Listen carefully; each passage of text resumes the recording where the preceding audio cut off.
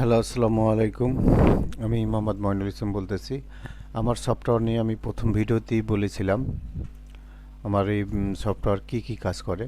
তো তার মধ্যে আমি ডাটা এন্ট্রি কিভাবে করব আমার সফটওয়্যার মাধ্যমে আজকের ভিডিওতে আমি তা দেখাবো। তো চলুন দেখা যাক আমার সফটওয়্যারের ডাটা এন্ট্রি কিভাবে করতে হয়। এটা আমার সফটওয়্যারের ড্যাশবোর্ড। এই ড্যাশবোর্ডের বাম দিকে 5টা ক্লাসের নাম দেওয়া আছে, ষষ্ঠ থেকে দশম শ্রেণী পর্যন্ত। এগুলো ডাটা এন্ট্রি ফর্ম।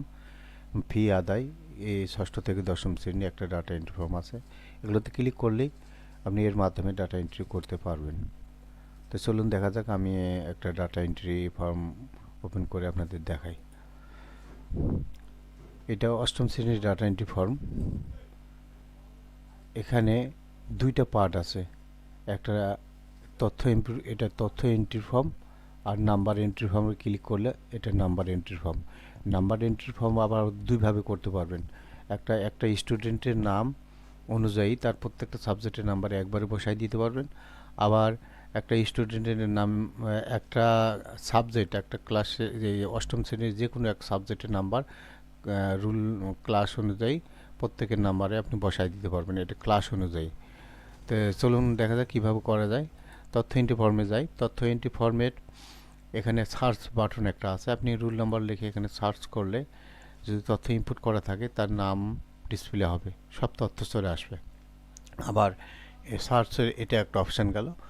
আর সার্চ আরেকভাবে করতে পারবেন, শো অলে যদি আপনি ক্লিক করেন, আপনি যেই ডাটাগুলো ইনপুট করে রাখছেন সেই ডাটাগুলো এখানে শো করবে, এবং এই ডাটাগুলোতে আপনি যদি ক্লিক করেন এই ডাটাটা অটোমেটিকলি সার্চ হবে এই ডায়লগ বক্সে। এবং এগুলোতে আপনি আপডেট করে আবার সেভ আপডেট ক্লিক করলে সেভ আপডেট হয়ে যাবে। আবার যদি আপনি নতুন কোনো ডাটা এন্ট্রি করতে চান তাহলে অ্যাড নিয়ে ক্লিক করবেন। ক্লিক করলে আপনাকে রুল নাম্বার বসাতে হবে না, এখানে 4জন ছাত্র নাম্বার এন্ট্রি করা আছে। পরের ও কাউন্ট করে পরের নাম্বারটা এখানে বসায় দিবে। অ্যাড নিয়ে যদি আমি ক্লিক করি তো 5 নাম্বার চলে আসছে। 5 নাম্বারে যদি আমি এখানে একটা নাম লিখি,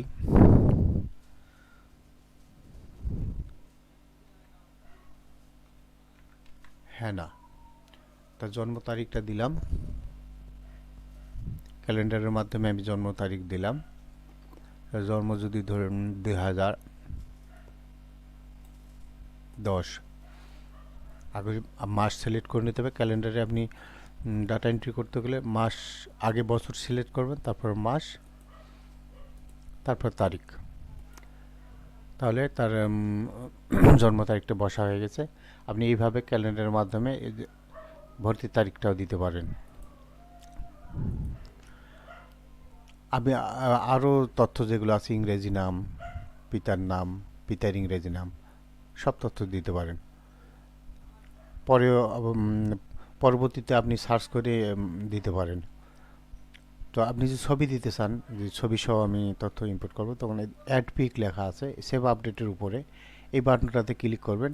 আপনার কম্পিউটারে যেখানেই ছবি থাক আপনি সেখান থেকে ছবি এনে এটি যুক্ত করতে পারেন।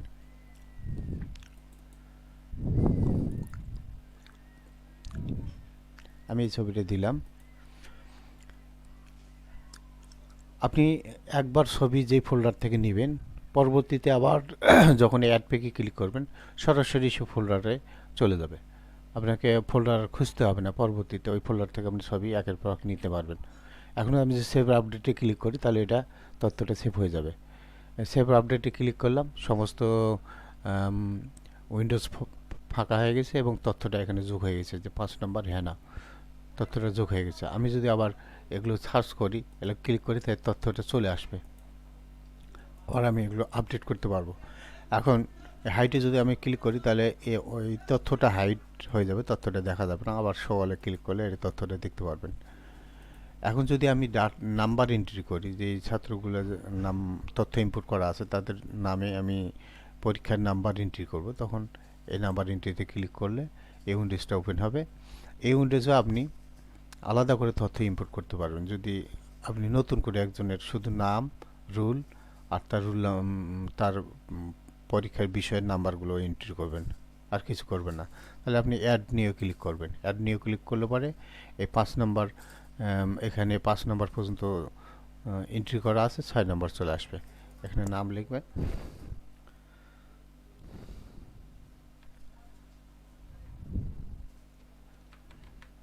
সাজ্জাদ। এখন এর যদি আমি নাম্বার এন্ট্রি করতে চাই, সেভ আপডেটে ক্লিক করি, তাহলে তার নামটা এটি অটোমেটিকলি চলে আসছে, সাজ্জাদ চলে আসছে। এখন যদি সাজ্জাদের এই বিষয়ে আমি যে কোনো বাংলায় নাম্বার দিয়ে দিলাম 45, সেকন্ডকালীন দিলাম 20, সেভ আপডেটে ক্লিক করলাম, তার নাম্বারটা যোগ হয়ে গেল। এখন যদি সাবজেক্ট অনুযায়ী নাম্বার এন্ট্রি করতে চাই, তাহলে এই অনুযায়ী নাম্বার এন্ট্রি করব। যেমন এখানে আপনি যা এন্ট্রি করবেন সব তথ্যটাই এখানে আছে। আপনি অ্যারো বাটনের ডান দিকে টানবেন, আর সব কিছু তথ্য সহ তার সাবজেক্টের নাম, কোন কোন বিষয় সব আসবে। এখন এই যে সাজ্জাদ হোসেনের আমি বাংলা দ্বিতীয় নাম্বার যদি আমি এন্ট্রি করি, এখানে এন্ট্রি করার সাথে সাথে তার বাংলা দ্বিতীয় নাম্বার চলে আসবে। দেখেন, আচ্ছা, এ 50 পাইছে, 50 লেখার সাথে সাথে এখানে চলে আসছে। সেকন্ডকালীন সে 20 পাইছে, এখানে নাম্বার এন্ট্রি হয়েছে। এখন সেভ আপডেট করলে সেভ হয়ে যাবে। তো এখানে নাম্বার এন্ট্রি, এই সাবজেক্ট অনুযায়ী নাম্বার যখন আপনি এন্ট্রি করবেন, তখন এগুলোতে ক্লিক করার সাথে সাথে তার নাম, রুল এখানে উঠে যাবে, এবং কার নাম্বার এন্ট্রি করতেছেন, কোন বিষয়ে, সেটা উঠে আসবে। এবং এখানে একবার ক্লিক করলে হবে না, দুইবার ক্লিক করতে হবে, ডবল ক্লিক। এবার ডবল ক্লিক করে যখন সাদা অংশটা বেরোবে তখন আপনি টাইপ করতে পারবেন। আর একবার ক্লিক করলে এটা মার্ক করা হবে, মার্ক করে তার নাম ঠিকানাটা আসবে। আপনি যদি ডবল ক্লিক করেন যে এটা হ্যানা, হ্যানার নাম্বার আপনি এন্ট্রি করবেন, ডবল ক্লিক করলেন, এ 50 পাইছে, এবং এখানে 15 পাইছে। তার নাম্বার অটোমেটিকলি তার বাংলা দ্বিতীয়তে উঠে গেছে, এবং সেভ আপডেটে ক্লিক করলে এটা সেভ আপডেট হয়ে যাবে। আপনি ইজিলি তাদের নাম্বার সাবজেক্ট অনুযায়ী এবং ছাত্র অনুযায়ী আপনি ইনপুট করতে পারবেন এই সফটওয়্যারের মাধ্যমে। নতুন একটা ছাত্রর নাম লিখেও সাথে সাথে আপনি নাম্বার এন্ট্রি করতে পারবেন।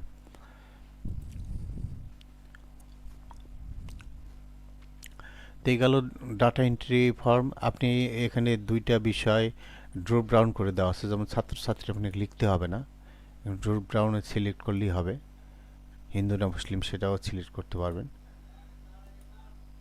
আবার আপনাকে শ্রেণী লিখতে হবে না, শ্রেণী অষ্টম শ্রেণীটা অটোমেটিকলি আসবে। তো এই গেল ডাটা এন্ট্রি ফর্ম। এখন দেখি যে ফি আদায় কিভাবে এন্ট্রি করব। যেমন ক্লাস 8-এ আমি সাজ্জাদ নামে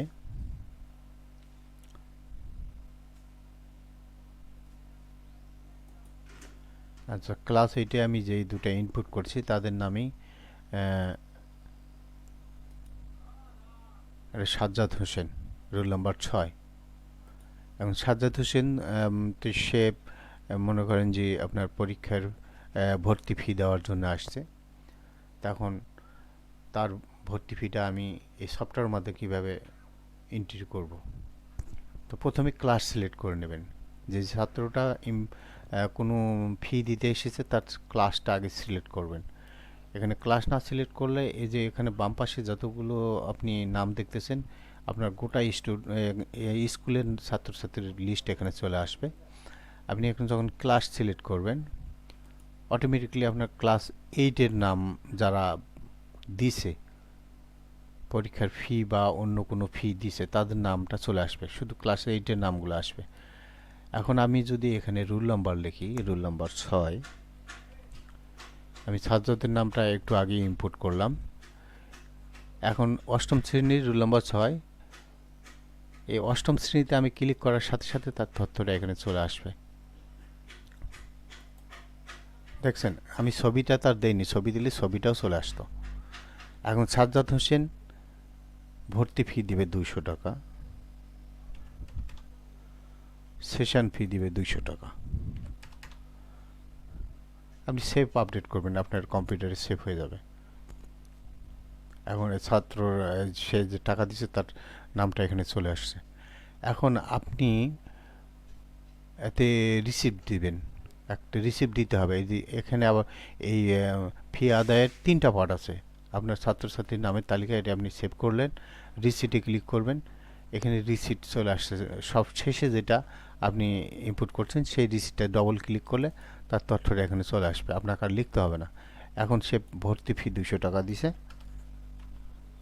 আবার সেশন ফি সে 200 টাকা দিছে। এখন যদি প্রিন্টে ক্লিক করেন তাহলে তার একটা রিসিট অলরেডি প্রিন্ট হয়ে যাবে। এরকম না, একটা রিসিটের মতো আমার এখানে করা আছে রিসিটটা, ডাটাটা ওখানে ট্রান্সফার হয়ে অটোমেটিকলি প্রিন্ট হয়ে যাবে এবং সব কিছু তথ্য থাকবে। তো চলুন দেখা যাক, প্রিন্ট করে দেখি।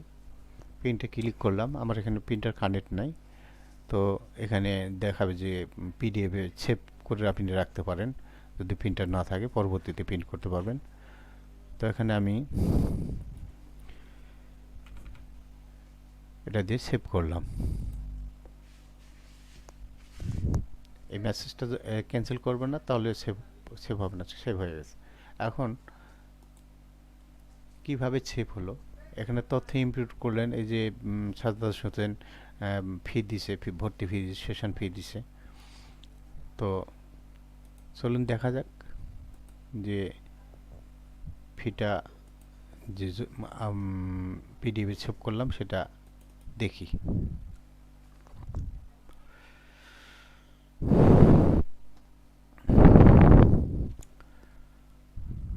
আমার পিডিএফটা আপডেট নাই, সেই জন্য ওপেন হতে দেরি হচ্ছে।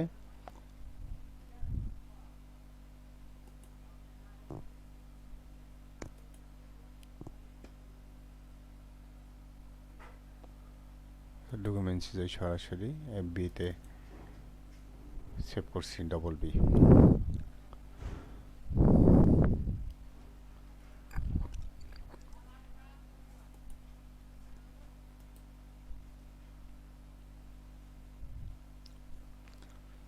আসলে কম্পিউটারে অনলাইন থাকলে পরে এই সফটওয়্যারগুলো অটোমেটিকলি আপডেট হয়ে যায়। আমার কম্পিউটারে অনলাইন কানেকশন নাই, যার কারণে এই সফটওয়্যারগুলো স্লো গতির হয়ে গেছে। পিডিএফ ফাইল চট্ট করে বের হয়ে যেত, কিন্তু একটু দেরি হচ্ছে, দেখি।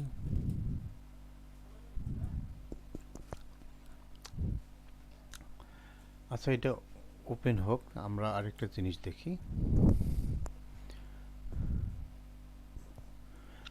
সেটা হলো ফি আদায় আপনি এই ছাত্রটা ফি দিছে কি না, এটা যদি আপনি সার্চ করতে চান, এখানে সার্চ বক্সে তার নামটা লিখলে, যেমন আমি লিখছি সাজ্জাদ, দন্ত সহায়িকা লিখছি, তো দন্ত সহায়িকা দিয়ে যে কটা নাম আছে চলে আসছে। তো আমি সাজ্জাদ লিখতে যাচ্ছি, সাজ্জাদ চলে আসছে, তার মানে সে একবার ফি দিছে। তাহলে সে কি কি বিষয় ফি দিছে, এটা যদি আমি ডবল ক্লিক করি, সে দুটা বিষয় ফি দিছে, ভর্তি ফি দিচ্ছে, সেশন ফি দিচ্ছে, ক্রীড়া ফি দেয় নেই, অন্য অন্য বিষয় দেয় নেই। যদি না দেয় তাহলে সেইটা আমি এখানে দিয়ে সেভ আপডেটে ক্লিক করে সেভ হয়ে যাবে এবং তাকে আবার একটা রিসিপ্ট আমি দিতে পারবো।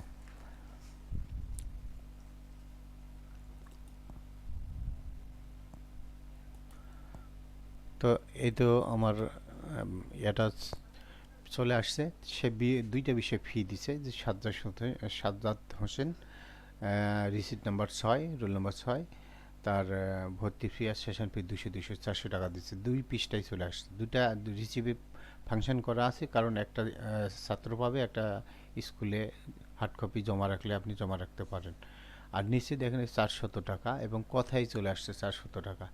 এটা যদি প্রিন্টার কানেক্ট দেওয়া থাকতো সরাসরি প্রিন্ট হয়ে যেত। তো প্রিন্টার কানেক্টে সেভ করে রাখতে পারবেন, প্রিন্ট করতে পারবেন সরাসরি। তো এ গেল আমার ডাটা এন্ট্রি ফর্ম। এর পরবর্তীতে আমি অন্য কিছু বিষয়ে, যেমন ফি আদায় বিস্তারিত একটা ভিডিও করব, ফলাফল শিট কিভাবে করব, প্রমোশন কিভাবে করব, মার্কশিট কিভাবে বের করব, তারপরে প্রবেশপত্র কিভাবে বের করব। প্রবেশপত্র বিশেষ গুরুত্বপূর্ণ একটা জিনিস, এটা এক ক্লিকেই প্রবেশপত্র আপনি প্রিন্ট করতে পারবেন। আমার আগের সফটওয়্যারটার থেকে অনেক ফাস্ট এবং অনেক মানে আগের সফটওয়্যারে অনেক সমস্যা ছিল, সেগুলো সমাধান করে ফাস্ট করে তৈরি করেছি। তো আমার এই সফটওয়্যারটা যদি আপনাদের ভালো লাগে তাহলে আমার সাথে যোগাযোগ করেন পেতে চাইলে। খোদা হাফিজ।